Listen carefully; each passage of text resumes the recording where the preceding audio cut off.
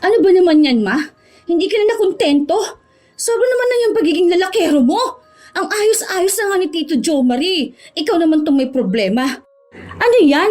Mukha na namang adik yung lalaki mo. Ipagpapalit mo dyan sa matinong boyfriend mo? Pulis na yun. Mabait at mapagkakatiwalaan pa. Makontento ka naman sana, ma. Hindi ka naman matigil dyan sa pabalik-balik mo sa mga walang kwentang lalaki. Kung kailan naman may maayos ka ng boyfriend ikaw naman tong hindi matino. Huwag mo na lang akong pakialaman. Katuwaan lang naman tong ginagawa ko eh. Hindi ko naman to boyfriend. Kakilala ko lang. Hindi mo boyfriend pero nakakandong ka habang kumakain ng lugaw? Hindi ka man lang nahiya? Paano kung may nakakita sa inyo at makarating to kay Tito Joe Marie, ha? Anong mangyayari kapag naghiwalay kayo? Mapapariwara na naman ang buhay mo? Hindi na naman kami makakampante dahil iisipin namin na iba-ibang lalaki na naman ang titira sa bahay natin. Mag-isip ka naman, ma. Nasa tamang lalaki ka na. Pipili ka pa ng walang kwenta. Sa paghahangad ng tunay na pagmamahal, puro maling lalaki ang iniibig ni Osang. Yun din ang dahilan kung bakit galit sa kanya ang mga anak. Pilitin man niyang makahanap ng matinong lalaki, tila ba mas masaya pa rin siya kapag iba-iba ang kinakatagpo niya. Makakatulong kaya ang paggamit ng itim na kapangyarihan para matigil ang ganitong gawain? O sadyang wala ng kawala ang kaluluwa ng isang taong sanay na sa kasalanan? Mga anak, tasan ba kayo? Mag-bless kayo sa Tito Jovenyo. Saan ka mag-anak siya, ma? Ano ka ba naman anak? Siya ang pangalawa niyong papa. Ay, pang ilang pangalawa, ma? Parang last week pangalawa rin yun, Wala na yun. Hiwalay na kami ng walang yang yun. Iba tong si Juven. Mabait to at maaasahan sa buhay. Mahal na mahal ako nito. Gaano na kayo katagal niyan, ma? 3 days na. Pero nakikita ko talaga yung effort niya sa akin. Ang bait niya tapos tanggap niya rin ng mga anak ko. Kita ko at ramdam ko na siya talaga. Kaya nga nagdesisyon na kami na magsama. Napapailing na lang ang 3 anak ni Osang sa pantasyang sinasabi niya. Simula nung mga bata pa sila, ilang lalaki na ang nakilala nilang dinala ng kanilang ina. Halos hindi na nga nila maalala kung sino ba ang mga yon. Kahit pangalan o mukha. Dahil alam nila na kapag may bagong lalaki sa bahay nila, ibig sabihin lang nun, linggo o buwan lang tatagal. Kinabukasan, maagang nagising si Shirley. Dahil kumakalam na ang sikmura niya, nagtungo na agad siya sa kusina, kung saan naabutan niya roon ng ina na katatapos lang magluto. Ang aga mong nagising, ma. Ayos yan. Parang ang sarap ng ulam na yan, Hindi na ako magtatanong kung kanino yung nakahiwalay na ulam at yung itlog na nakabalot. Malamang, uunahin mong palamunin ng masarap na pagkain yung lalaki mo. Ano ka ba, Shirley? Hinaan mo nga yung boses mo. Baka marinig ka ng Papa Juven mo. Uy, wow! Kahapon tito lang yan, Papa na ngayon? Baka naman makakuha kami ng Guinness World of Records sa sobrang dami naming papa. Simula bata pa lang kami kung sino-sino na ang papa namin. Kahit papa ng iba, papa na rin namin Bakit ba hindi ka pa tumigil, ma?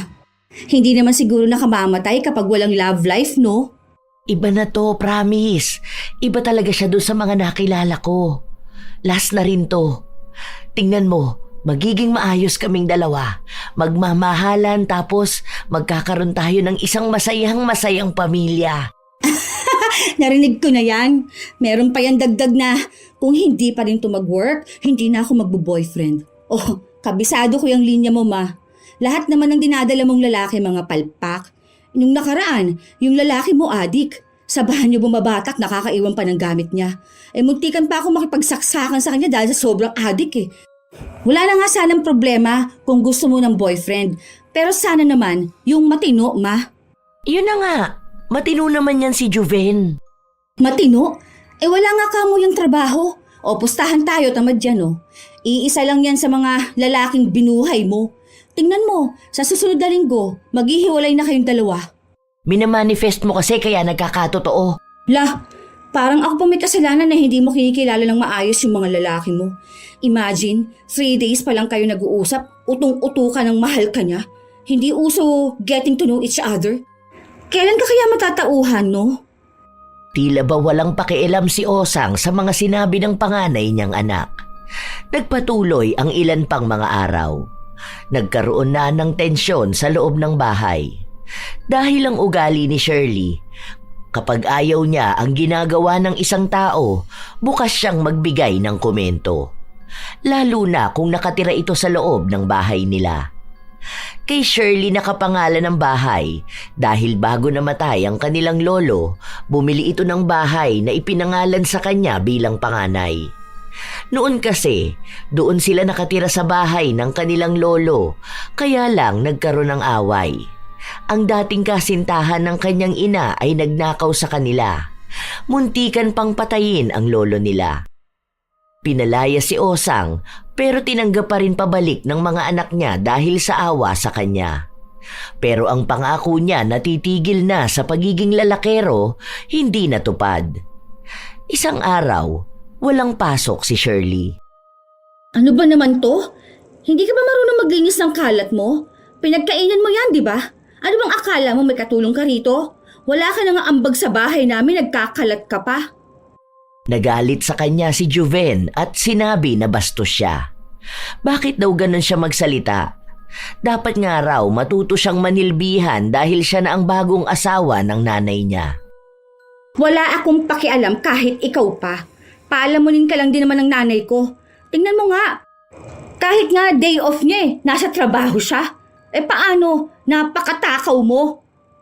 Nagkasagutan silang dalawa ni Juven. Hindi rin nagpapatalo si Juven sa mga salita niya.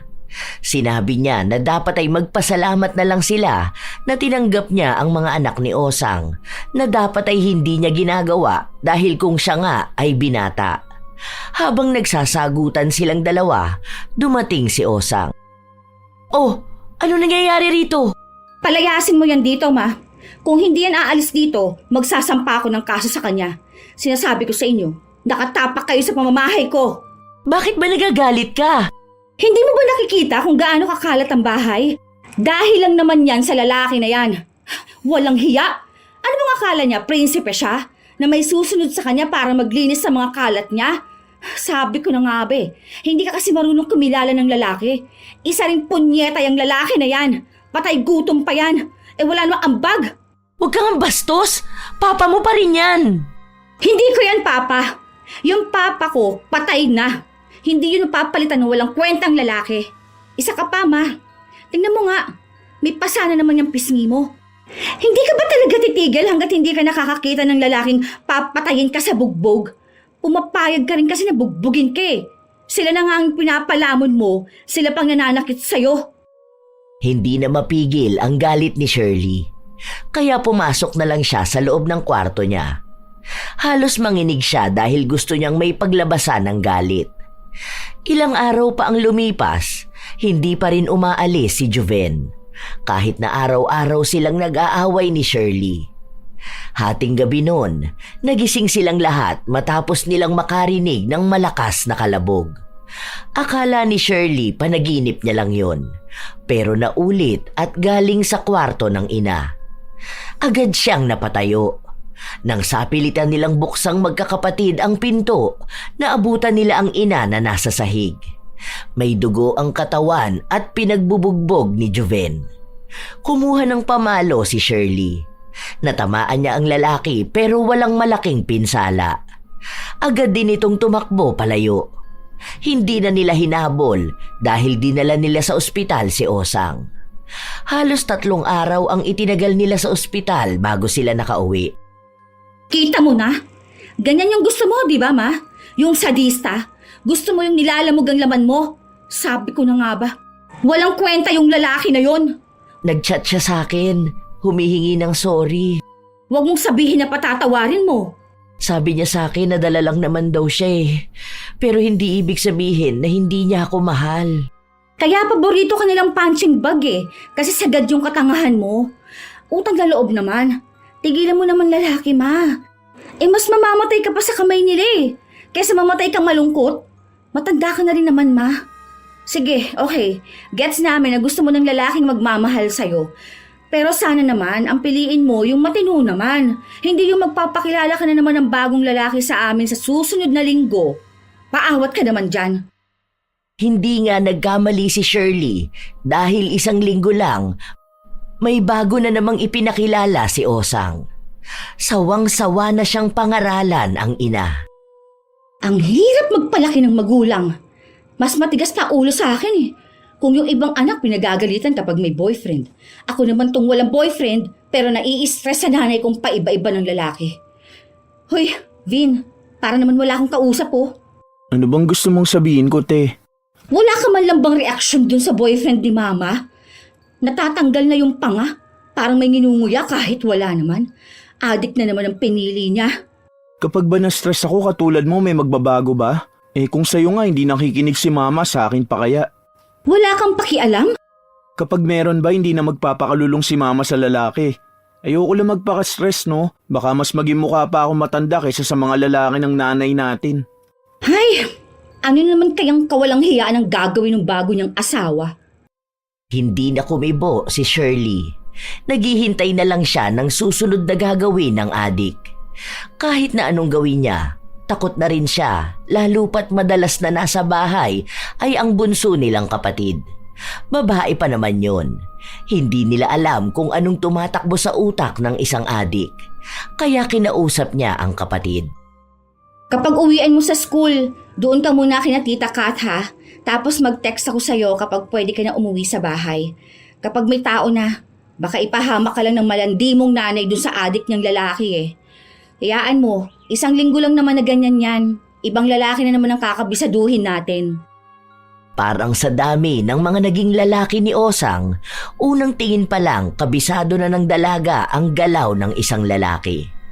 Alam na niya sa hulma pa lang ng muka, pananalita o kilos kung anong kasalanan na naman ang gagawin nito.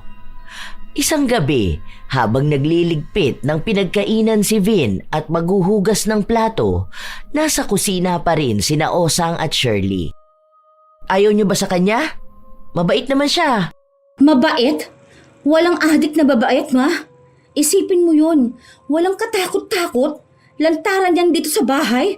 Diyan siya mismo sa may sala, oh. Hindi ka man lang ba nahiya sa aming mga anak mo, ma? Hindi mo na nga bahay to eh. Nagdadala ka pa ng pampamalas. Kung hindi lang kami naaawa sa'yo, pinabayaan ka na namin sa kalsada. Pagsasabihan ko na lang siya. Promise, magbabago yan. Ang pangako naman niya sa akin, pinipilit niya ang sarili niya na magbago. Kailangan lang talaga ng taong maniniwala sa kanya. Tayo, dahil siya na ang bago niyong papa, maniwala tayo sa kanya. Kung ikaw nga hindi tumutupad sa pangako, tapos kami gusto mong maniwala sa pangako ng lalaking hindi naman namin kaano-ano, ewan ko sa'yo, ma. Kapag na-raid tong bahay natin, isipin pa nilang lahat ng tao rito adik. Ikaw nagpapahamak sa mga anak mo. Araw lang din ang pagitan matapos ang awayan nilang yun, napatay ang adik na nobyo ni Osang. Nahuli kasi ito ng mga pulis at nanlaban. Iyak ng iyak si Osang. Kahit na halos 3 linggo pa lang silang magkarelasyon, para bang nakasama na niya ito ng napakahabang panahon. Ilang araw siyang walang gana sa trabaho at para bang wala na ring gana sa buhay. Ay, tigilan mo na nga yung drama mo, ma. Akala mo naman childhood sweetheart mo yung nawala. Wala pa namang 1 buwan kayong magkasama. Paano? Ang akala ko, kaming dalawa na ang magkasama habang buhay. Mahal na mahal ako nun eh. Iba siya sa mga naging boyfriend ko. Wala na akong lalaking makikilala na katulad niya. O, duda ako niya, no. Sa susunod na linggo, anong klase na naman kaya ang bit-bit mo sa pamamahay na to? Malabo yan. Dahil mahal na mahal ko na yun eh. Hindi ko alam kung ano pa ang ibig sabihin ng pagmamahal. Kung hindi lang din naman siya. Natawa na lang ang dalaga sa paiyak-iyak ng kanyang ina. Isang hapon, habang nasa labas si Shirley, katatapos lang ng trabaho niya, dumaan siya sa mall para samahan ang kanyang kaibigan. Doon niya nakita ang ina na may bagong kasamang lalaki. Sakto pa nga na umupo sila sa likuran nito. Hindi siya napansin dahil abala itong sinusubuan ng pagkain ang lalaki. Naririnig niya rin ang usapan ng dalawa. Ako naman ang subuan mo. Teka lang naman. Ay, ayan, nahulog na sa damit ko. Madumi na. Huwag mo na ganyan. Mamaya pa yan kapag uwi natin. Ikaw, excited ka na agad. Ang sarap nitong ice cream na to, no? May iba pang ice cream na masarap mamaya. Ano ba? Huwag mo akong ikis dyan. Nakikiliti ako. Ano ba? Ay, naku po. Nakakakilabot naman tong sinasabi ng nanay ko. Ganito ba to kapag nasa labas? Alam mo, para akong nilalamig. Yakapin mo kaya ako para naman maramdaman ko yung init ng pagmamahal mo sa akin. Ayoko na. Hindi ko na kaya makinig sa landian nila. Kahit nagutom na siya, lumipat sila ng kaibigan niya sa ibang kainan. Hindi na nawala sa isip niya kung paano maging malandi ang boses ng ina habang may kausap na lalaki. Iniisip niya na ano na lang ang sinasabi ng ibang tao kapag naririnig o nakakakita ng ganoong edad na akala mo'y kabataang humaharot. Pag-uwi niya sa bahay, wala pa ang ina. Madaling araw na ito umuwi. Nakasuot ng kulay pulang damit. Para bang lumpia dyan, ma. Hapit na hapit yung suot mo, ah. Tingnan mo pa yung labi mo. Yung lipstick mo nagkalat na. May nakilala kong lalaki. Lagi naman. Kailan ba hindi ka nakakilala ng lalaki? Pero iba ito, anak. Mabait ito, hindi adik. Tapos may pangarap sa buhay. Nagtatrabaho na rin siya pero kasisimula niya pa lang. Sa susunod dadalaw yun dito sa bahay. Kapag nakita mo yun, naku, matutuwa ka. Tama na tong lalaking to na nakilala ko. Siya na talaga. Ramdam ko na siya na ang para sa akin. Hindi na lang pinakialaman ng dalaga ang kanyang ina. Hinayaan niya ito. Dahil kahit naman anong sabihin niya, walang mangyayari. Makikialam lang siya kapag alam niyang kailangan talaga. Isang araw, lumapit sa kanya ang kapatid niya at humihingi ng tulong.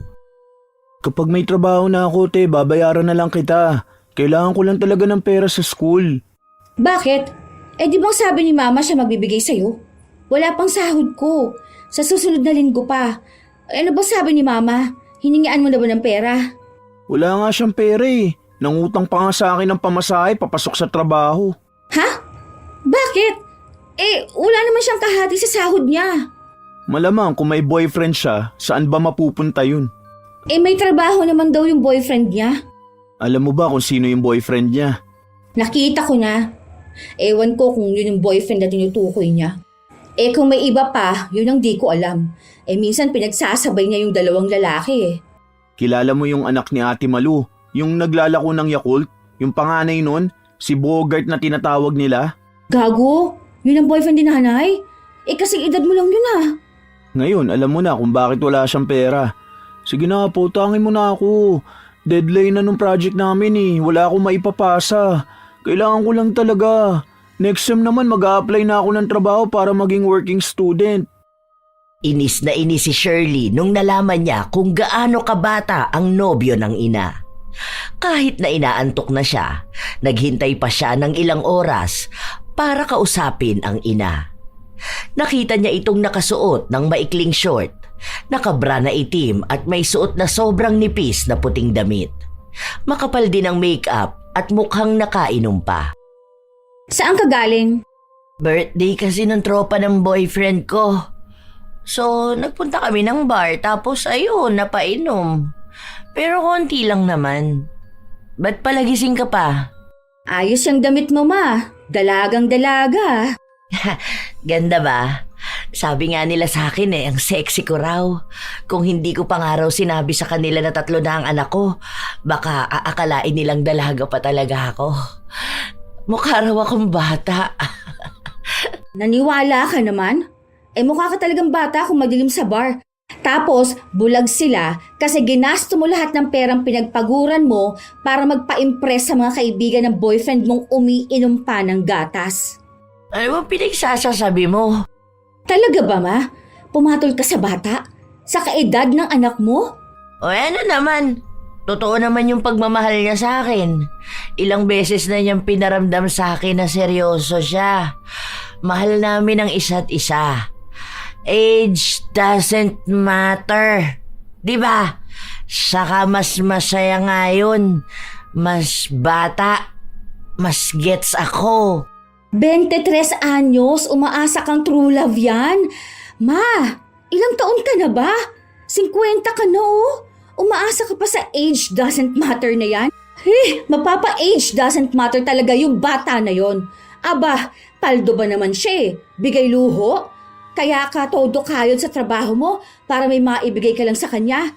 Hindi lang sa kanya, sa tropa at pamilya niya. Masakit ang ulo ko, Shirley. Huwag mo ko simulan ngayon. Saka pinaghihirapan ko naman yan ah. Nagtatrabaho ko. Hindi naman ako nangingi ng pera sa inyo ah. Tigilan mo na yan, ma. Nakakahiya ka eh. Anong gusto mo? Ipakilala na naman sa amin yung bago naming papa? Tapos, mas matanda pa ako? Gamitin mo naman utak mo, ma. Hindi puro pagmamahal na lang iniintindi mo. Sana naman, iayon mo yung desisyon mo sa edad mo. Hindi yung kung umasta ka, akala mo teenager ka. Akala mo kung humarot ka sa labas, akala mo babaeng kararegla lang. Kung ikaw walang nararamdaman na hiya, bigyan mo naman ng kahihiyan kaming mga anak mo. Uuwi ka ng bahay, ganyan ang suot mo. Feeling mo dalaga kang sobrang sexy. Tingnan mo nga, nakalabas na yung kulubot mong tiyan oh. Hindi mo ayusin yung sarili mo. Kaya hindi ka ginagalang ng ibang tao eh. Hindi na mapigilan pa ng dalaga na maglabas ng kanyang saloobin. Katulad nga ng inaasahan nila, naghiwalay din ang kanyang ina at ang bata nitong nobyo. Ubus na pati ipon ni Osang, kaya ang may sagot ng lahat sa bahay nila ay si Shirley. Galit pa rin siya sa ina, kaya hindi sila masyadong nag-uusap. Halos 3 linggo na ang nakalipas, wala pa rin silang balita kung may bago na naman bang lalaki na ipakikilala ang kanilang ina. Naghihintay na lang sila kung may darating ba sa bahay nila. Walang pasok si Shirley, kaya nasa bahay lang siya nang may kumatok sa pinto nila. Ano pong kailangan nyo? Dito ba yung bahay ni Osang? Opo, bakit po? May kasalanan bang nagawa ang mama ko kaya dadakpin niyo siya? Hindi. Hindi lang ako nakapagpalit ng uniforme ko. Nandyan ba siya ngayon? Wala po eh. Nasa trabaho po. Ano po bang kailangan nyo? O sige, sabihin mo na lang sa kanya na dumaan ako. Jo Marie pala ang pangalan ko. Ito, para sa inyo ng pamilya mo. Binili ko yan. Nagpasalamat lang ang dalaga bago umalis ang pulis. Maayos ang itsura nun. Maganda ang tindig, mukhang magalang din at mabait. Nagtataka man si Shirley, kinuha niya pa rin ang litsyong manok na bigay ng pulis. Hindi pa umuwi ang kanyang ina, kaya hindi nila magalaw ang ulam. Kain na tayo, te. Okay na yan. Nagugutom na ako eh. Hindi yan. Baka mamaya pinabili lang yan kay mama tapos yung pulis ang nagdala. Baka naman pinabili yan ni mama tapos hindi lang nasabi sa atin. Ayaw namang sumagot sa chat. Ayaw rin matawagan. 2 lang yan. Busy sa trabaho o busy sa lalaki niya. Basta, huwag mo na muna yung galawin. Magluto ka na lang ng itlog. Walang kumain ng litsyong manok. Hanggang sa kinabukasan, nagising sila ng maaga. Naaamoy nila na may niluluto sa loob ng kusina. Naroon ang kanilang ina at naghahanda ng makakain nila. Bakit walang gumalaw nitong lechon? Sabi nito ni ate, hindi naman yan sa atin eh. Dinala nga rito tapos hindi para sa atin. Wala ka namang chat sa amin. Isa pa, hindi ko naman kilala yung pulis na yon. Ano bang pangalan ulit nun? Ewan, nakalimutan ko na. Si Jo Marie yun. Oh, sino naman yun? Boyfriend ko. Hindi pala siya nagpakilala sa inyo? May pulis kang boyfriend? Oo. Nagagalit kayo sa akin kapag walang kwenta yung lalaki na pinipili ko, di ba? O siguro naman ngayon tama na yan. Matagal na kaming magkakilala. Mga bata pa lang kayo, magkakilala na kami. Magkaibigan kami, ganun.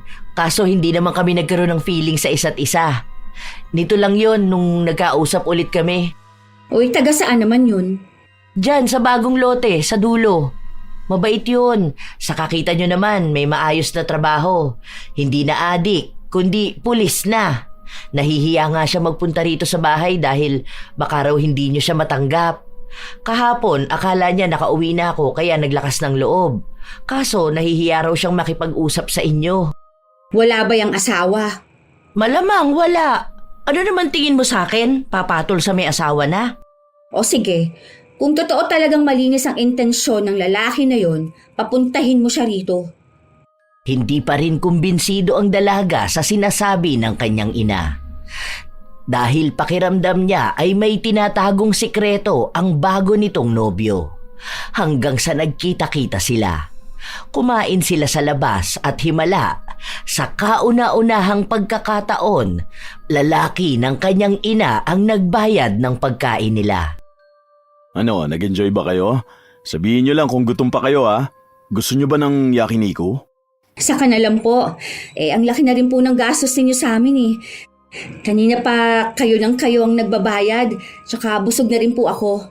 Okay lang yun, ano ka ba? Wala lang yan sa akin. Kasi para ko na rin naman kayong mga anak eh. Ang labidabs ko talaga, oh. Kaya lalo nagiging pogi sa paningin ko eh. Ako naman may sorpresa sa iyo mamaya. Shh, ka lang muna. Leo! Ma, ano ba naman yan? Bakit pinaparinig mo pa sa amin yung ganyan-ganyan mo? Pwede namang ibulong mo na lang sa kanya, no? Mamaya ako naman ang may surprise sa'yo. Ay, oo na, ako na ang bitter. Di sana all na lang. Nagtawanan sila. Maayos ang lahat dahil natanggap na rin ni Shirley ang bagong nobyo ng kanyang ina. Halos 2 buwan bago lumipat ng bahay si Jo Marie. Tumira na ito sa kanila. Noong una, ang akala ng dalaga, doon nalalabas ang tunay na ugali ng nobyo ng ina. Minsan kasi, saka lang naman nakikilala ang ugali ng isang tao kapag nakasama na sa bahay. Pero mas naging mabuti si Jo Marie sa kanila. Kapag galing sa trabaho, minsan siya pa ang nag-aasikaso. Para na nga silang isang buo at masayang pamilya. Tuwing linggo ay lumalabas sila para kumain o kaya ay maggala. Isang hapon, 2 lang sa bahay na naiwan ang magkapatid. Anong tingin mo kay Tito Jo Marie? Mas maayos yun, no? Siguro kasi pulis siya. Oo, baka nga. Nagbigay nga yun ng baon sa akin kahapon eh. Ang gaan nga rin ang loob ko sa kanya eh. Ang lambing niya pa kay mama, hindi siya tulad nung ibang asa na nga kay mama, sinasaktan pa. Siya, may maayos at matinong trabaho. Nagbibigay rin dito sa bahay. Ngayon na lang ulit ako nakaramdam na para talagang may tatay. Ang saya lang. Sana hindi na siya magbago, no? Sana ganyan na talaga siya para magtagal sila ni mama. Saka sana pala, hindi naman si mama yung magloko. Baka hanapin na naman niya yung adik na nambubugbog at palamunin. Diyan na siya sa may ambisyon sa buhay. Yun naman talaga ang nais ng dalaga para sa kanyang ina. Dahil kung nais naman talaga ni Osang na magkaroon ng asawa, sapat na makitang matino naman ang lalaki. Yun lang din ang nagustuhan nila sa dami at iba't ibang lalaki na dinala ng kanilang ina.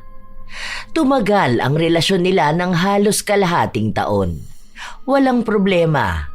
Kung sakali man na may awayan, hindi naman ito tumatagal na umaabot pa sa puntong magkakasakitan. May tampuhan na normal lang din naman sa isang relasyon. Isang gabi, umuwi si Shirley at naabutan niya ang ina na kauuwi lang din. Nag-OT ka, ma? Hindi, nakipagkita ako sa mga kaibigan ko. Sa Ninang Hilda mo. Ha? Kasabay ko sa sasakyan si Ninang kanina. Siya pa nga nagbayad sa jeep. Huwag mong sabihin na... Wala, huwag ka na magulo dyan. Hindi makapagsalita si Shirley dahil baka marinig siya ni Jo Marie. Pero may hinala siya na baka may ibang lalaki na naman ang ina. Hindi nga siya nagkamali dahil bago siya umuwi, nakita niya itong may ibang kasama na kumakain sa lugawan. Ano ba naman yan, ma? Hindi ka na nakontento? Sobra naman na yung pagiging lalakero mo. Ang ayos-ayos na nga ni Tito Jo Marie. Ikaw naman tong may problema. Ano yan? Mukha na namang adik yung lalaki mo. Ipagpapalit mo pa dyan sa matinong boyfriend mo? Pulis na yun. Mabait at mapagkakatiwalaan pa. Makontento ka naman sana, Ma. Hindi ka na matigil yan sa babalik-balik mo sa mga walang kwentang lalaki. Kung kailan naman may maayos ka ng boyfriend, ikaw naman tong hindi matino. Huwag mo na lang akong pakialaman. Katuwaan lang naman tong ginagawa ko eh. Hindi ko naman to boyfriend. Kakilala ko lang. Hindi mo boyfriend, pero nakakandong ka habang kumakain ng lugaw? Hindi ka malang nahiya? Paano kung may makakita sa inyo at makarating to kay Tito Jo Marie, ha? Anong mangyayari kapag naghiwalay kayo? Mapapariwara na naman ang buhay mo? Hindi na naman kami makakampante dahil iisipin namin na iba-ibang lalaki na naman ang titira sa bahay natin. Mag-isip ka naman, Ma. Nasa tamang lalaki ka na. Pipili ka pa na walang kwenta. Hinaan mo naman ang boses mo, anak. Hayaan mo na lang muna ako. Hindi naman din to malalaman ng Tito Jo Marie mo eh. Saka siya pa rin naman ang uuwian ko. Sadya lang talaga na minsan sa buhay, kailangan din natin maghanap ng ligaya sa iba. Ay hindi! Uuwi na tayo! Tara na! Tigilan mo na yung pagkabaliw mo sa mga lalaki, ha? Magpakanino ka naman, Ma! Nakahanap ka na nga ng matinong lalaki eh! Hinila ng dalaga ang kanyang ina. Kahit na ayaw ni Osang, wala na siyang nagawa. Mabuti na lang pag uwi nila, wala pa si Jo Marie. Kaya doon nagpatuloy ang sagutan ng mag-ina. Bata ka pa kasi kaya hindi mo pa alam kung ano tong nararamdaman ko. Kapag tumanda ka na tapos ganito na ang edad mo, mas lalo mong hahanapin ng excitement. Sa ngayon, yan lang paniniwala mo ang mahalaga sa'yo. Ma, iisa lang naman ang gusto naming magkakapatid. Yung magkaroon ka naman ng maayos na makakasama sa buhay. Dahil paano kung nagkaroon na rin kami ng pamilya, ha? Paano ka na? Hindi naman pwede na kung kani-kanino ka na lang sasama. Mamaya na bugbugin ka, tapos mabalitaan na lang namin na chop-chop ka na. Hindi ko rin naman iiwan ng Tito Jomar nyo. Matatag pa rin naman ang relasyon namin. Kumbaga, kahit minsan bigyan nyo ko ng pagkakataon na sumaya, di ba? Masaya ka kapag nanlalaki ka? Hindi ka masaya kapag loyal ka? Ipahinga mo naman yan, Ma. Baka sa sobrang pakangkang mo kung kani-kanino dyan mahawa ka na ng sakit nila. Huwag mong gawing libre ang sarili mo sa kung sinong tambay lang na kapag nakaramdam ka ng libog, bubukaka ka na lang. Piliin mo naman yung matino, Ma. Andyan na yung matino pero mas malala ka naman. Kapag nawala pa sa'yo si Tito Jo Marie, ewan ko na lang talaga kung saan ka pupulutin. Matapos na magsalita ni Shirley, pumasok na siya sa loob ng kwarto niya. Naabutan niya si Vin na gumagawa ng proyekto sa kanyang laptop. Nakikinig lang ito ng musika na para bang wala siyang pakialam sa mga nangyayari sa paligid. Nakakainis talaga! Hindi na mawari kung ano bang gusto mangyari sa buhay niya. Hindi na lang magbago para sa sarili niya Hindi nahiya. Ang tanda na niya tapos ganun pa rin siya. Aasa ka pa ba na magbabago? Ni-stress mo lang ang sarili mo, te. Kung ako sa'yo, mag-apply ka na lang sa ibang bansa. Umalis ka na rito. Kasi ako kapag tapos ko mag-aral, aalis talaga ako ng bansa. Hindi ako magpapaka-stress sa mga bagay na hindi ko naman kontrolado. Kung ayaw magbago, iwan. Hindi naman kasi pwedeng pabayaan na ganyan. Parang hinayaan na lang natin na mapariwara sa buhay ang nanay natin Hindi pa ba? Oo, pariwara na. Pero hindi naman sana yung ganyang kalala, hello. Umaasa pa naman akong magbabago na siya. Kasi para sa akin okay na okay si Tito Jo Marie Hindi na siya makakahanap ng ganung katinong lalaki, no? Lalo na kung ang tipo niya pala, yung mga kapwa niya na pariwara din ng buhay. Hindi maalis ang galit na nararamdaman ng dalaga sa ina. Hanggang sa kinabukasan, hindi sila nagkikibuan na dalawa. Kumakain sila ng agahan, kaya napansin yun ni Jo Marie. Nang matapos na silang kumain, kinausap ni Jo Marie ang dalaga. May naging pagtatalo ba kayo ng mama mo? Meron lang po kami hindi na pagkaunawaan nung nag-usap kami. Hindi ko na tatanungin kung tungkol saan yan. Dahil sa inyong dalawa na yung usapan. Nire-respeto ko naman yun pero kung ano man yung napag-awayan nyo, sana wag naman umabot sa punto na hindi kayo magkikibuan. Mag-ina kayo. Alam ko na magkaiba kayo ng pag-iisip at normal sa tao yun. Huwag nyo na patagalin kung ano man yung hindi pagkakaunawaan na yun, ha? Opo, Tito. Kayo po ba? Hindi po ba tumatagal ang away ninyo ni Mama? Alam mo, ang mga babae palaging tama. Kapag kinontra ko palagi ang mama mo, mag-aaway talaga kami. Yung pansin nyo na tampuhan namin, hindi naman yun nagtatagal eh. Kasi ako na yung nagsusorry. Minsan kasi, lalo na yung mga ganyang ina, inuunawa rin sila. Ikaw na lang mag-sorry. Kung kasalanan man niya, baka ma-realize niya rin yun. Huwag pa irali ng pride, Opo, kakausapin ko na lang po siya. Salamat po. Ang bait niyo po. Gusto ko kasi na maayos kayo rito sa bahay. Alam mo naman, parte na ako ng pamilya nyo. Hindi man ganun katagal na nakasama nyo ko, minahal ko na kayo. Pamilya na tayo. Hindi ko nga naiisip na hindi ko kayo mga anak kasi nararamdaman ko na anak ko na kayo. Totoo pala talaga yun, no? Na wala naman sa dugo ang pagiging ama. Siguro kung matagal na to, baka mas marami pa tayong bonding, di ba? Salamat po talaga. Hindi niyo alam kung gaano rin namin kagusto na magkaroon ng ama. Yung mga nauna kasing kinasama ni Mama, mga nakaka-stress Hindi matawag na tatay. Kayo po, talagang ramdam namin. May malalapitan kami. Alam namin na may magtatanggol sa amin. Kayo lang ho talaga yung tinanggap namin. Kaya masasaktan kami kapag naghiwalay kayo ni Mama. Wala naman dahilan para maghiwalay kami ng mama mo Mahal namin ang isa't isa. Saka wala akong nakikitang dahilan para hindi mahalin ang pamilya na to. Dito ako masaya Habang naririnig ni Shirley ang sinasabi ni Jo Marie, mas lalo siyang nakokonsensya. Ramdam niya ang sinseridad nito sa kanilang pamilya. Nagpapakita talaga na mahal sila kahit na saglit lang silang nakilala. Kaya kung sakali man na mahuhuli nito ang ina, malamang ay guguho rin ang kanilang mundo. Matagal nang nag-aasam si Shirley na magkaroon ng ama at kay Jo Marie lang ito naramdaman.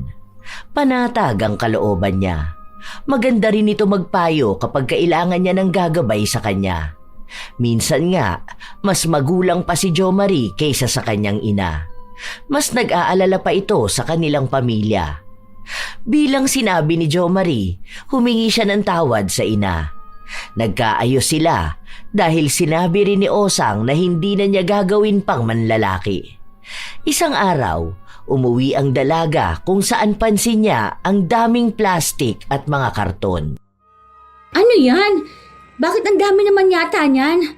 Sige na anak, tumingin ka dyan kung anong gusto mo. Padala sa akin yan ng kapatid ko na nasa ibang bansa. Ay teka, mahilig ka kamo sa chocolate, di ba? Ito, may itinabi na ako para sa'yo. Oh, bakit siya meron? Ang laki niyang chocolate na yan Kasi nga siya, pwede pa sa maraming chocolate. Ikaw hindi na. Okay na yan. Sweet naman ang mga labi mo Parang ano naman to. Nakakainis ka talaga. Sige, bigay mo na sa kanya yung malaking chocolate. May iba namang malaki para sa akin. Uy, wag kang ganyan. May mga bata Sabi ko sa'yo kapag may iba tayong kasama, iwasan mo yung pagsasalita ng ganyan, di ba? Lalo na nasa paligid ang mga anak mo. Hayaan mo na. Sanay naman na sila na ganito ako Hindi sila sanay. Hindi lang sila kumikibo dahil nanay ka nila. Hindi naman ibig sabihin na ganyan ka na nila nakilala Ganyan ka na talaga at hindi na magbabago. Ayusin mo naman. Ang babata pa niya mga anak mo. Hay, salamat. May kumontra din kay Mama. Akala ko pa naman magiging bastos palagi ang bibig niyan Minsan nga mas malala pa sinasabi niyan. Ayoko kasi ng ganun Lalo na kapag may mga bata sa paligid. Ang pangit pakinggan. Buti sana kung kaming dalawa lang Oo na, sige na. May kakampi na naman ang mga to. Nakihalungkat na rin ang dalaga. May nakikita siyang magagandang damit. Nang iangat niya ang isang damit, pang-sexy ito. Maikli at mukhang kita ang kaluluwa. Uy, akin na lang yan. Ganito gusto ko Ang sexy ko kapag ganito. Mamayang gabi ganito susuotin ko. Mag-ready ka na lang, Daddy. Dahil magiging madugo ang gabi natin. Rawr! Ew, kadiri. Tito Jo Marie, pwede ba sa akin na lang tong wallet na to? Oo, sige. Pwede yan kahit ano dyan. Tignan mo yung sapatos doon kung kasya sa'yo. Saka para kay Yula, pasuot mo may maliliit dyan. Saan naman dadalhin itong mga napagpilian namin? Dadalhin ko yan doon sa pinsan ko. May mga anak din kasi yun, para hindi masayang. Huwag pala yung isang box na yun yung maliit kasi pasabay lang sa akin yan Bukas dadaling ko yan dun sa dapat may-ari niyan. Masaya ang araw na yon para sa kanila. May mga bago ring gamit ang magkakapatid. Naging kalmado ang buhay nila. Maayos, masaya. Ito na ang pangarap nilang magkakapatid at kahit na paano, tinupad ng ina ang pangako niyang hindi na siya manlalalaki pa. Hindi nga lang alam ng dalaga kung totoo ba o sadyang hindi niya lang nahuhuli. Isang araw, dahil walang pasok sa trabaho ang dalaga, masarap ang kanyang tulog. Pero nakarinig siya ng away mula sa labas. Akala niya ay mga kapitbahay na naman ang nagtatalo. Hanggang sa narinig niya ang kanyang ina na nagsisigaw. Dali-dali siyang lumabas kahit na hindi pagising ang diwa niya. Hindi ako malandi! Wala akong inaagaw sa'yo, ha? Kusa siyang sumama sa akin. Hindi ko nakasalanan kung boring na asawa ka kaya naghanap ng iba si Jo Marie. Basta ang alam ko, masaya siya sa akin. Sumugod ang babae, pero hinarang ni Shirley kaya siya ang nasabunutan. May mga kapitbahay silang umawat. Matapang din ang babae na sumugod sa kanila at sa batuhan nila ng mga salita, doon niya lang nalaman na yon ang tunay na asawa ni Jo Marie. Doon lang daw na destino sa lugar nila si Jo Marie. Tapos ngayon, nalaman niya na may kinakasama itong kabit niya. Hindi na alam ng dalaga ang nangyayari. Sa mga nalaman niya, pakiramdam niya ay nakalutang na lang siya. Hindi makapaniwala. Hanggang sa natapos ang gulo, pero pinagbantaan ng kanyang ina na ipakukulong siya sa oras na balikan niya si Jo Marie. Pagpasok nila ng bahay, doon lang nagproseso sa utak ni Shirley ang lahat. Ibig sabihin, may asawa si Tito Jo Marie? Hindi totoong single siya? Ano, hindi rin ba totoo na magkakilala kayo simula pa nung mga bata kayo? Hindi na yun mahalaga. Buisit lang yung losyang na yun eh. Hindi na kasi mahal ng asawa niya kaya ako ang pinagdiskitahan. Ang sakit nung sabunot niya sa akin kanina. Wag ko lang talagang makita yun, ako kakalbuhin ko siya. Ma, kabit ka. Bakit ikaw pang mas matapang? Walang yao. Ibig sabihin, hindi totoo yung mga ipinakita ni Tito Jo Marie sa aming magkapatid. Akala ko pa naman nagkaroon na kami ng tatay. Hindi pa pala. Kami lang yung walang alam. Okay lang yon. Hindi naman niya mahal ang pamilya niya eh. Tayo ang mahal niya, lalo na ako. Hindi niya lang hinihiwalayin yung babae na yon kasi nga iskandalosa. Kita mo naman 'di ba? Pero sabi niya mas masaya siya kapag kasama tayo. Ma, walang totoong pagmamahal na manggagaling sa manlolokong lalaki. Ano ba naman yan? Hiwalayan mo na siya. Ayoko nang makita siya rito sa bahay. Galit ako sa kanya. Nanginginig na ang laman ni Shirley. Lahat ng mga payo at pakiramdam niya na masaya kapag kasama ang tinuring niyang ama, lahat pala yon ay hindi totoo. Ginamit lang ang pamilya nila at pumayag naman ang nanay niya. Wala na siyang mapagkatiwalaan pa. Sobrang sama ng kanyang loob. Halos 2 araw hindi umuwi sa kanila si Jo Marie at noong gabi na umuwi galing trabaho si Shirley, naabutan niya na malakas na sinampal ni Jo Marie ang kanyang ina. Bumagsak ito sa sahig. Wag na wag mong pangungunahan ang desisyon ko ha. Wala kang karapatan dahil babae ka lang. Ano ba bang ginagawa mo rito? Umalis ka na sa pamamahay ko. Wala kang karapatang saktan ng mama ko. Isa ka pa, tumahimik ka kung ayaw mo masaktan. Ano sa tingin mo, masisindak mo ko? Bakit hindi ka nalang bumalik dun sa asawa mo, ha? Susugod na naman yun dito eh. Iwan mo ng mama ko. Sinabing tumahimik ka eh. Bakit mo ako sinampal? Dahil ang daldal mo, ang sakit mo sa tenga. Sinasabi ko sa'yo kapag hindi ka pa umalis dito sa bahay namin, tatawag ako ng pulis. Tatawag ka ng ano? Hindi pa ba pulis tong kaharap mo? Kahit na tumawag ka pa, walang magbibigay ng tulong sa'yo. Mas mabuti pa manahimik ka na lang dahil baka saktan din kita. Aalis lang ako kapag gusto ko. Bahay ko to! Wala akong pakialam. Baka gusto mong dito na lang din kayo mamatay. Ipuputo ko tong baril na hawak ko dyan sa mga ulo nyo. Sige, subukan mo magmatapang ngayon. Ewan ko na lang kung anong mangyayari sa bangkay mo. Subukan mo kong galitin. Ipuputo ko to sa ulo ng nanay mo. Sige!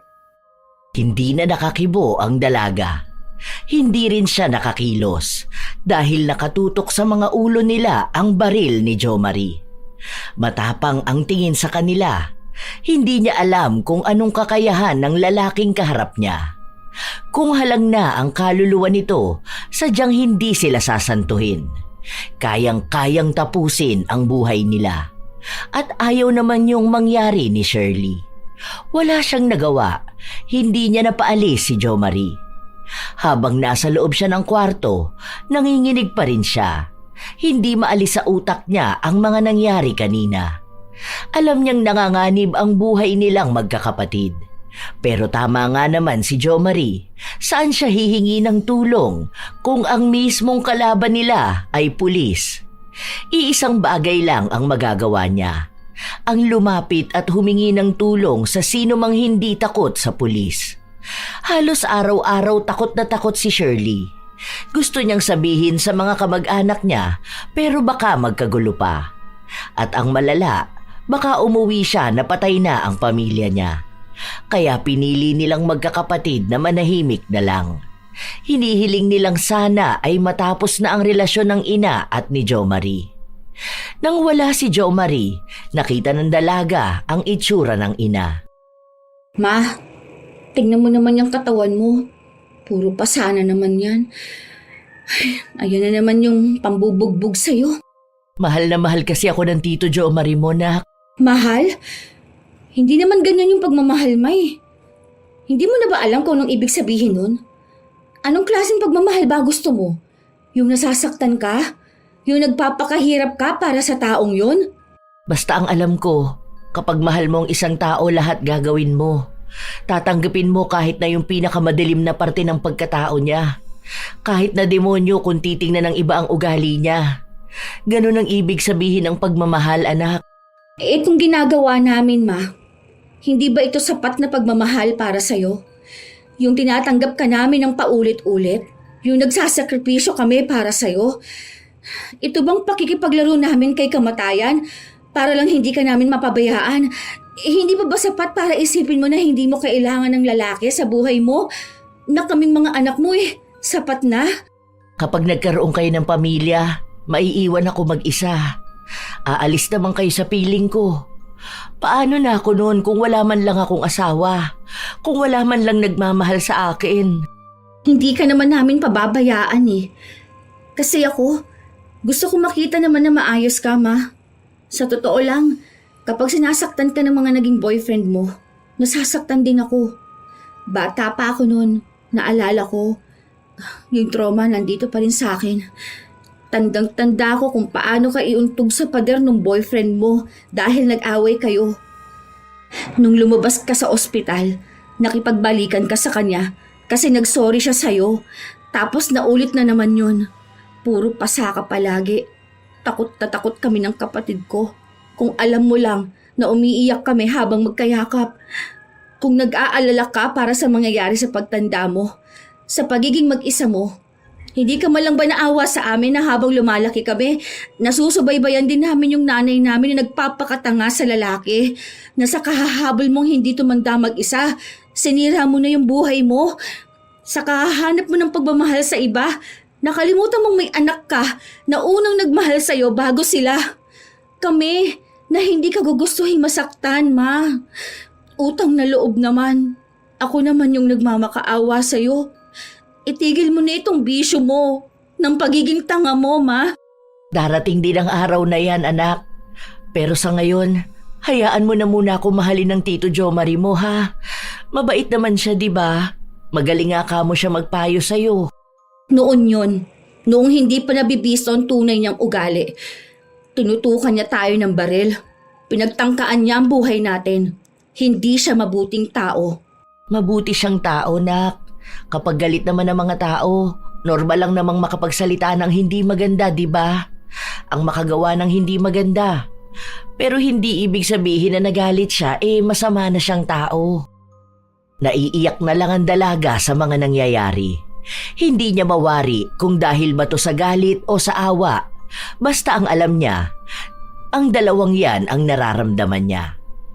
Habang lumilipas ang araw, palagi nilang nakikita o naririnig na binubugbog ni Jo Marie ang kanilang ina. Pero wala silang ibang magawa. Patuloy rin naman si Osang na magsilbi kay Jo Marie sa kabila ng pananakit nito sa kanya. Ginagastusan niya pa rin. Nagtatrabaho na lang si Osang para may maibili siya ng gamit ng kinakasama. Malayo rin kasi ang asawa ni Jo Marie kaya walang magawa para balikan siya. Ayaw din naman itong tumigil. Hanggang sa isang araw, hindi na naman kinaya ni Shirley ang manahimik. Bakit bang hilig mo makialam, ha?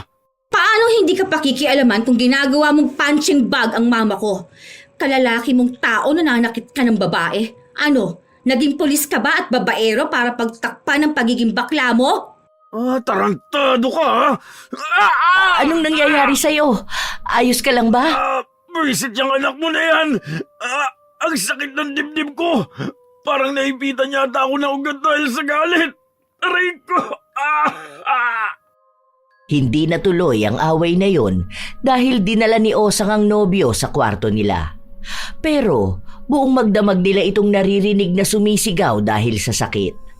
Hanggang sa dinala na nila sa ospital. Wala namang ibang nakita. Walang matukoy na sakit. Kaya umuwi ulit ito sa bahay nila. Sakit talaga! Kakaiba siya! Parang may tumutusok-tusok talaga! Nahihirapan din ako huminga. Hindi ko maigalaw na maayos ang kanang balikat ko kasi lalo sumasakit. Huwag ka nalang masyadong gumalaw para hindi sumakit. Paano hindi gagalaw? Ano gusto mo, maging baldado na lang ako? Wisit na buhay naman to. Kasalanan to ng anak mo. Kung hindi niya lang ako ginalit, hindi to mangyayari sa akin. Sa oras talaga na ma-stroke ako, puputok ang bungo ng hayop na yan. Yan na naman, ang sakit. Huwag ka na nga magalit. Sabi nga ng doktor, iwasan mo ang stress, di ba? Nagpatuloy ang sakit na nararamdaman ni Jo Marie. Maging sila ay naaabala ang pahinga kapag nasasaktan nito. Hindi kasi maipaliwanag ang sakit. Basta bigla itong huhupa, bigla ring sasakit. Walang pinipiling oras, wala ring paramdam kung aatake bigla.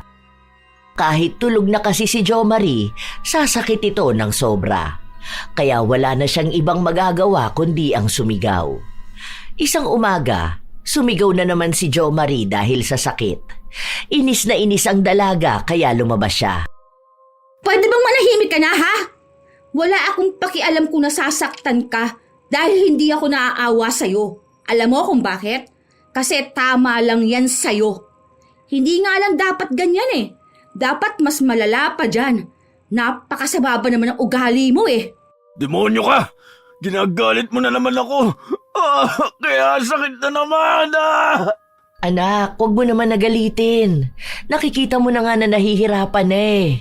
Ay, hindi pwede! Hanggat nandito yan sa pamamahay ko, gagalitin ko siya hanggang sa mamatay siya. Hindi pala pwede mamatay ka agad. Dapat ano yan eh, pagdusahan niya ng malala ang nangyayari sa kanya. Ang taong masaya sa paghihirap ng iba, walang kasing sama. Uy, nahiya naman si Satanas sa'yo, di ba? Matapos mong gumawa ng masama sa ibang tao, para kang tupa na kawawa. Kung demonyo ako, mas masahol ka. Isipin mo yun, tingnan mo ginawa mo sa mama ko. Puro pasa pa rin siya oh. Kasi kahit na may nararamdaman ka, nagagawa mong manakit. Yung asawa mong totoo, yung mga anak mo. Di ba parang inabandon na mo sila? Pulis ka, pero hindi ka mapagkakatiwalaan. Kung ito nga nagawa mo sa nanay ko eh, at nagawa mong pagbantaan ang buhay namin. Malamang may mga inosenteng tao kang nilamangan at ginawan pa ng masama. Ganti na yan ang langit sa'yo. Paano ba naman? Inaakala mong Diyos ka eh, dahil lang sa pulis ka at may baril ka? Kaya kung hindi ka tatahimik, ako na ang magpapatahimik sa'yo ng tuluyan. Hindi makapalag si Jo Marie. Iniinda niya talaga ang sakit na nararamdaman niya. Hindi siya makakilos. Hindi siya makabalik sa serbisyo. Kaya ang bumubuhay sa kanya ay si Osang. Ilang linggo nang ganon ang nangyayari. Umabot pa sa punto na galing kay Osang ang pandagdag na pera padala sa tunay na pamilya ni Jo Marie. Doon mas lalong sumasama ang loob ni Shirley. Paanong naging mas mahalaga pa ang lalaki ng ina kaysa sa pamilya nila? Hanggang sa napunta na siya sa pagdidesisyon. Sa susunod, ma, hindi na kayo pwede rito ng lalaki mo. Bahay ko to.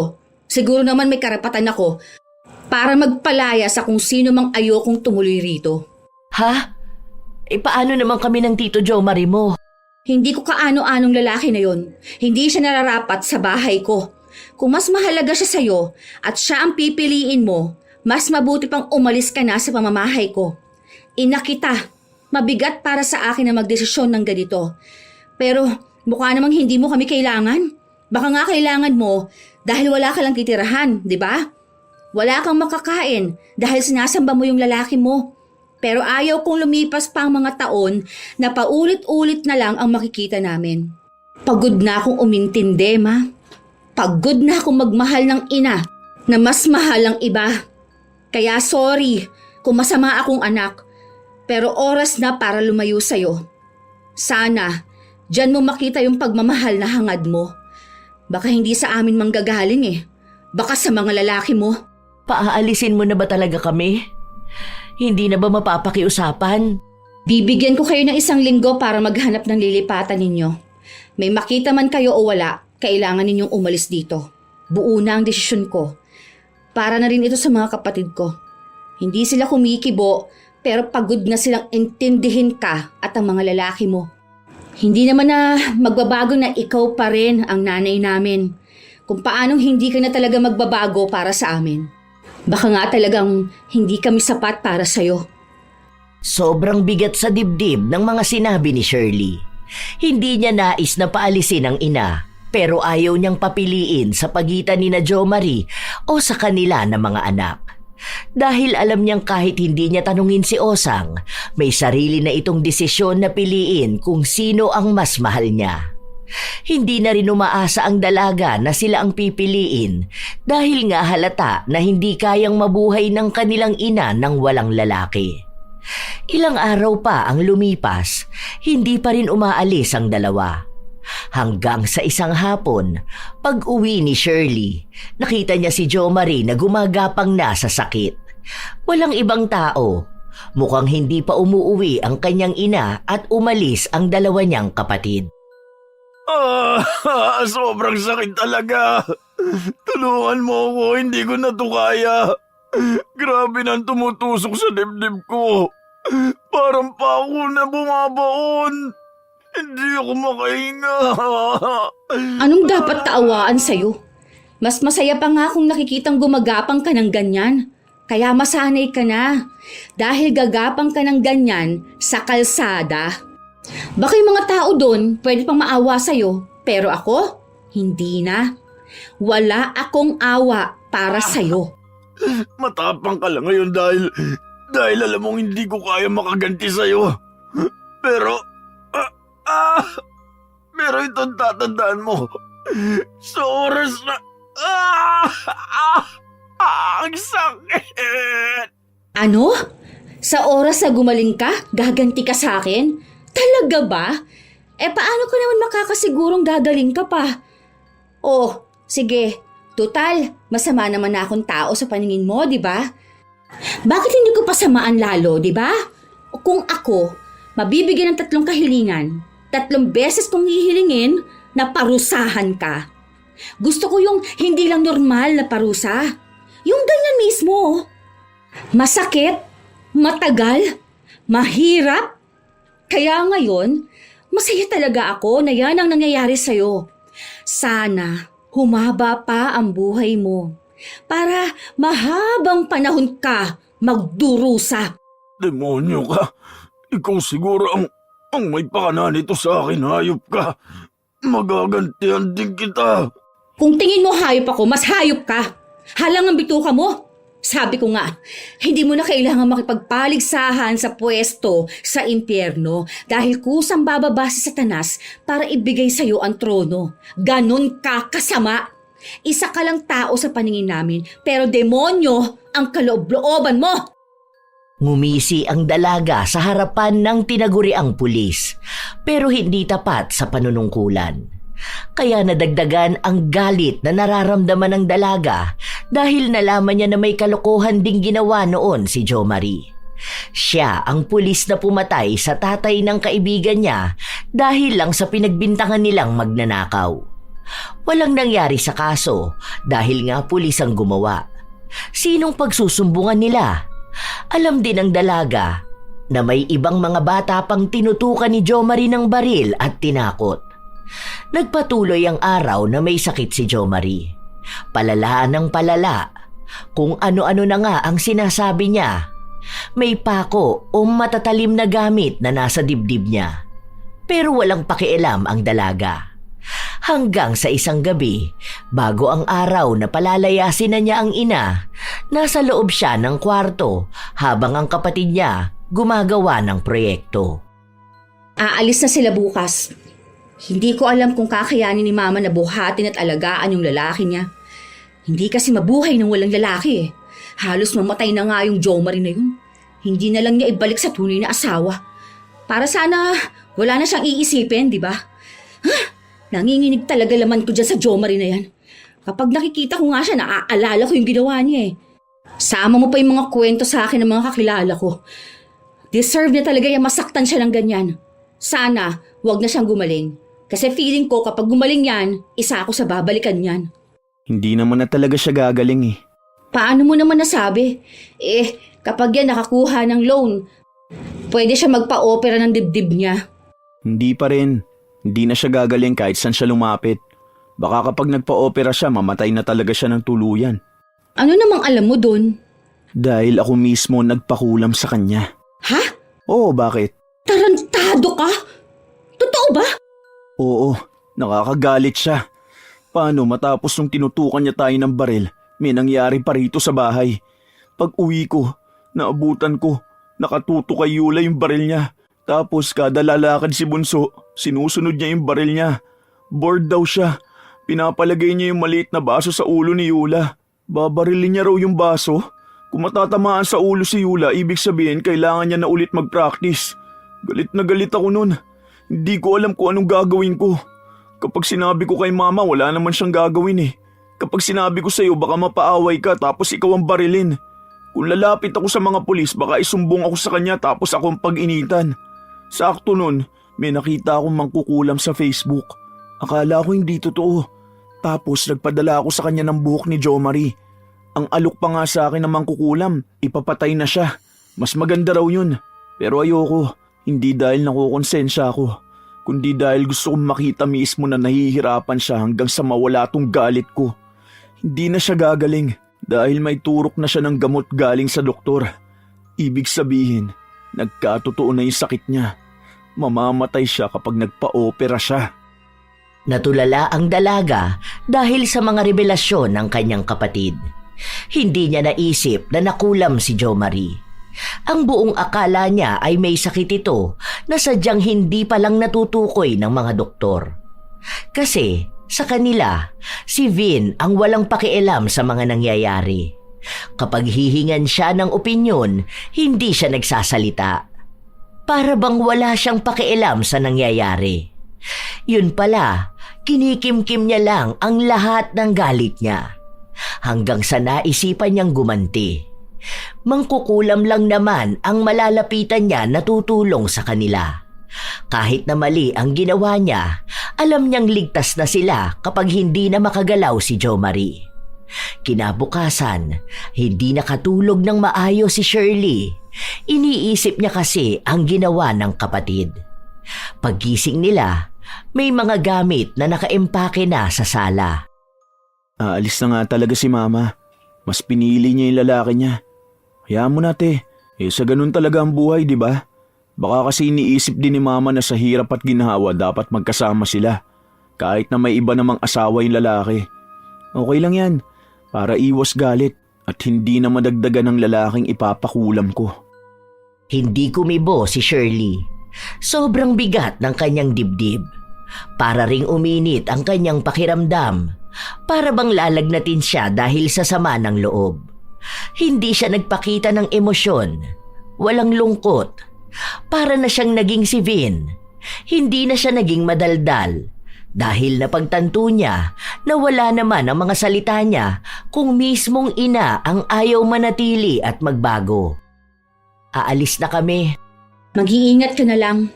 Buti na lang, maliit na porsyento lang ang iniisip kung may pag-asa na makikita mong mahalaga kami ng mga anak mo. Sana, mahalin ka niya katulad ng pagmamahal na hangad mo. Mapunan niya yung hindi namin napunan. Mag-ingat kayo. Yon ang mga salitang binitawan ni Shirley bago tuluyang umalis ang kanilang ina. Sobrang tahimik ng kanilang bahay sa mga nakalipas na linggo. Patuloy silang nabubuhay na walang ina. Pilit na kinakaya. Tinanggap nila na parehong magulang nila ang nawala sa kanila. Ganon din naman kahit noong mga bata sila. Mas naging magaan lang ngayon dahil umalis na si Osang. Ibig lang sabihin, hindi na sila mangangamba na may kung sinong lalaki ang pupunta sa bahay nila at ipakikilala na pangalawa nilang ama sa pang-ilang libong beses. Tapos, iisa lang naman ang mga ugali. Isang araw, habang naglilinis ng bahay ang magkakapatid, nakarinig sila ng katok. Si Shirley ang nagbukas at nakita niya ang kanilang ina. Kumusta na kayo mga anak ko? Kumain na ba kayo? Bumili ako ng paborito niyong inihaw na manok. Tara, gagawa ako ng sausawan niyo. Toyo na may sili at kalamansi. Anong ginagawa mo rito? Miss na kayo ni Mama. Alam niyo ba na inipon ko pa tong lakas ng loob ko para puntahan kayo? Sorry mga anak ko. Sorry sa pagkukulang ko bilang nanay niyo. Sorry sa mga pagkukulang na nagawa ko. Hayaan niyo sana na bumawi si Mama sa inyo. Hindi na to pangako, kundi tutuparin ko na talaga. Paano yung lalaki mo? Noong araw na umalis kami rito, hinatid ko siya sa totoo niyang asawa. Ako, nagpatuloy ako sa pagtatrabaho. Naghanap ako ng matutuluyan ko para makapag-ipon ng pera. Doon ko binago ang sarili ko. Dahil ipinangako ko sa sarili ko na babalik ako at magpapakita sa inyo kapag kilala ko na rin ang sarili ko. Kapag talagang alam ko na kung paano talikuran ang mga mali ko. Mahirap yun, pero tama lang naman sa akin na mahirapan. Dahil yun din naman ang ginawa ko sa inyo eh. Pinahirapan ko rin ang damdamin nyo. Alam ko na mahirap akong patawarin. Hindi ko kayo pipilitin. Pero maghihintay ako na dumating ang araw na mapapatawad nyo rin ako. Kasi, tama ka nga anak. Sa huli ko pa mapagtatanto na hindi pagmamahal ng lalaki ang bubuo sa akin. Dahil kahit na ilan pa sila, kahit na sino pa sila, walang makakapantay sa pagmamahal sa akin ng mga anak ko. Na kahit na mali na ako, handa pa rin akong tanggapin. Umaasa ako na sana may natira pa sa pagmamahal na yon para sa pagtanggap niyo sa akin. Hindi na ako mangangako ng kung ano-ano dahil ipapakita ko sa inyo na nagbago na talaga ako.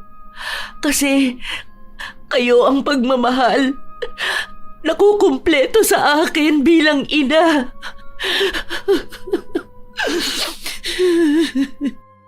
Hindi na napigilan ni Shirley ang maiyak. Niyakap niya ng napakahigpit ang ina. Kasunod din ang dalawa niya pang kapatid. Ganun lang nila kadaling napatawad ang ina dahil mahal na mahal nila ito. Bumalik sa bahay nila si Osang. Nakita nga nila ang pagbabago nito. Hindi na siya ang Osang na hayok sa lalaki. Minsan nga, may mga kapitbahay sila na nagsasabi sa mga magkakapatid na hindi na dapat pinatawad ang ina. Hindi na raw dapat hinayaan na bumalik si Osang sa bahay nila. Pero isa lang ang sinasagot ni Shirley. Mas alam niya ang damdamin ng bahay nila kapag naroon o wala ang ina. Sila ang mga anak. Sila ang nagmamahal sa ina, kaya walang kahit na sino ang magdidikta sa kanila kung dapat o hindi dapat magpatawad. Hindi sila klase ng tao na matigas ang puso para sa ina. Kung kaya ng iba na hindi magpatawad at magtanim ng galit, hindi sila ganun lumaki. Dahil kahit lalakero ang kanilang ina, hindi naman sila hinayaan na maging pariwara. Sa paglipas ng mga buwan, pinakita ni Osang ang pagmamahal sa mga anak. Nawala na rin siya ng atensyon sa mga kalalakihan. Isang araw, nasa labas sila habang kumakain, may nakakilala kay Shirley. Dati niya itong guro. Nagkaroon sila ng kaunting usapan bago umalis. Sino yun, nak? Siya ba yung kinukwento mo noon na mabait mong teacher? Yung sa English yata? Medyo namumukaan ko kasi siya eh. Nakita ko na yan dati. Opo, ma. Alam niyo ba, single yan? 55 na ata siya pero hindi siya nagkaroon ng asawa at anak dahil masyado raw siyang nag-focus sa trabaho niya. Hindi na raw niya naharap eh. Tapos, biglang isang araw, matanda na pala siya para sa pag-ibig. Oh, bakit naman? Sayang ah, may itsura siya. Mukhang may crush pa si mama dun oh. Ano yan? Pumapag-ibig na naman? Hindi, sinasabi ko lang. Kasi sayang ang lahi niya. Saka 57 pa lang naman siya. At hindi halata. Parang late 40s siguro. Pwede pa yan magkaroon ng asawa at anak. Ang mga lalaki, pwede pa yan kahit na anong edad. Hindi katulad ng mga babae. Parang kapag umedad ka na, ang pangit na tingnan na magkaroon ng boyfriend. Hindi naman. Kahit na anong edad ng babae, pwede pa naman. Basta yung maayos lang na boyfriend, diba? Hindi yung linggo-linggo iba't ibang tambay kada kalyang naging boyfriend niya. Pero kung yun ang magiging boyfriend mo, ma, pasado na sa akin yun. Ano, kayo ba? Sa akin din. Ang pogi nun. Singkit pa. Baka magkaroon pa tayo ng kapatid. Ay, menopause na nga pala si mama. Pero pwede na rin natin maging bagong papa. Kakamiss magkaroon ng bagong papa eh. Ay, tigilan niyo ako. Kayo talaga mga bata kayo, ako na naman ang napagtripan niyo. Hala, kumain na kayo dyan. Tigilan niyo ako dyan sa reto-reto na yan ha. Kain na. Nagtawanan lang sila na nagdagdag ng gaan sa kanilang araw. Nagiging biruan na nila yon, lalo na kapag may nakikita silang lalaki na hindi nalalayo sa edad ng kanilang ina. Yon ang naging magandang simula sa kanilang buhay. Sa paglipas ng panahon, pinatunayan nila na ang pagmamahal sa kanilang pamilya ang higit na mahalaga sa lahat. Wala na rin silang ibang naging balita kay Jomar. Kung gumaling ba ito o kung buhay pa siya. Basta ang alam lang nila, ibinauna nila sa limot ang anumang masalimuot na parte ng kanilang nakaraan. Hindi na ito makakaapekto sa kanilang hinaharap. Basta sama-sama sila at nagmamahalan. Dumarating sa buhay ng mga tao ang paghahanap ng pagmamahal mula sa iba. Lalo na kung pakiramdam ay palaging may kulang. Ngunit minsan, sa sobrang pagnanais na mapunan ang puwang sa puso, napupunta sa maling tao. Mga lalaking dumarating lang kapag may pakinabang para sa kanila o mga nag-aalok ng init pero hindi ng katapatan. Hindi lahat ng pumapasok sa buhay ay tunay na pag-ibig. May mga darating para pansamantalang punan ang lungkot, hindi para manatili ng pangmatagalan. At kapag paulit-ulit nasasaktan, doon natututunang hindi lahat ng atensyon ay pagmamahal at hindi lahat ng pag-aalok ay pangmatagalan. Huwag hayaan na malinlang ng maling pag-ibig dahil lang sa nagnanais na may pupuno sa lungkot na nararamdaman. Isipin kung sino ba ang nananatili. Ano ba ang tunay na kahulugan ng pagmamahal? Hindi ito makikita sa mga lalaking pansamantalang dumaraan sa buhay, kundi mga bisig na yumayakap sa pagod mong pagkatao. Ang mga taong kusang nagbibigay ng pagmamahal ng walang sukatan. Ito ay ang iyong mga anak. Sila ang pagmamahal na hindi nang iiwan, hindi nang huhusga, hindi nagtatakda ng kondisyon. Sa bandang huli, doon maiintindihan na ang paghahanap ng pag-ibig sa labas ay hindi masama, pero hindi mo kailanman dapat kalimutan na ang tunay na pag-ibig ay hindi kailangang hanapin sa iba, Dahil minsan, matagal na pala itong nasa loob ng bahay, naghihintay lang na makita. Ang pagmamahal ng mga anak ay hindi pinakamadaling makita, pero ito ang pinakamahirap palitan, pinakatapat at pinakatotoo. At kapag doon natutunan ibalik ang puso, hindi na muling maghahanap ng kulang dahil buo na kung saan ka unang minahal. Sadya talaga na may mga inang naghahangad ng pagmamahal sa iba. May mga sinuswerte na nakakatagpo ng totoo, may mga hindi naman. Pero sana, malaman din na ang pagmamahal sa pamilya ang unang pag-ibig na hindi dapat kalimutan. Sa mga apo ko na nakatagpo ng pag-ibig sa pangalawang pagkakataon, ano ang inyong maibabahagi na kwento? At kung kayo rin ay may komento at opinyon, maaari nyo yang ibahagi para aming mabasa. Naway may natutunan kayong magandang aral. Ito ang inyong Lola Telang at maraming salamat sa inyong pakikinig mga apo.